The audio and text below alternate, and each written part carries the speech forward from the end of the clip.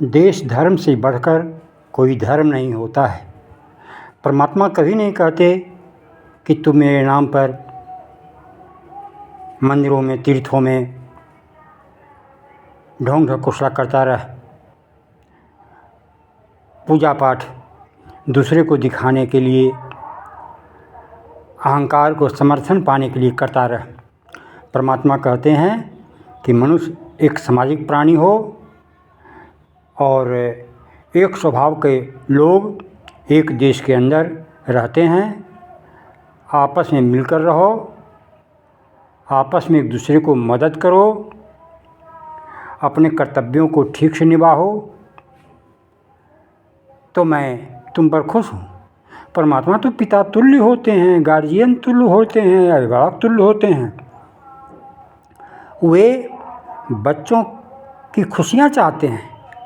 बच्चे आपस में प्रेम से रहें, भाई भाई में प्रेम से रहें, तो माता पिता बड़े खुश होते हैं।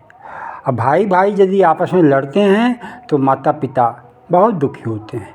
अब कोई पाखंडी पिताजी पिताजी, माताजी माताजी करता रहे, माता का सिर्फ नाम लेता रहे, पिता का सिर्फ नाम लेता रहे, अब माता पिता के आदेशों का पालन न करे, तो वहाँ पर माता पिता तो अंतः से खुश नहीं होंगे।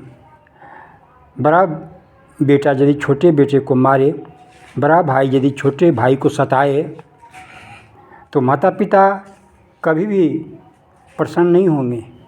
वे दुखी होंगे, वे उदास होंगे, वे चिंतित होंगे कि मेरा बेटा अभागा है, हमारे नाम पर तो हल्ला हंगामा करता है, बड़ा धार्मिक बनता है, बड़ा सेवा भाव दिखाता है हमको, लेकिन हमारे छोटे बेटे को, कमज़ोर बेटे को सताता है, पीटता है, मारता है, उसके साथ बेईमानी करता है, शैतानी करता है, उससे घूस मांगता है, उसके हक को खा जाता है। ऐसी दशा में परमात्मा खुश नहीं होंगे। और राष्ट्र प्रेम तो यही है कि राष्ट्र के विकास के बारे में सोचो, समाज में शांति बनाए रखो, एक दूसरे से प्रेम करो, सब ईमानदारी से कर्म को करते चलो, तो राष्ट्र का विकास होता चलेगा।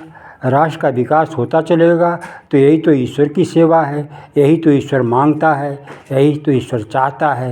यदि ऐसा नहीं करते हो तो तुम ईश्वर भक्ति के नाम पर पाखंड करते हो, दिखावा करते हो। ओम।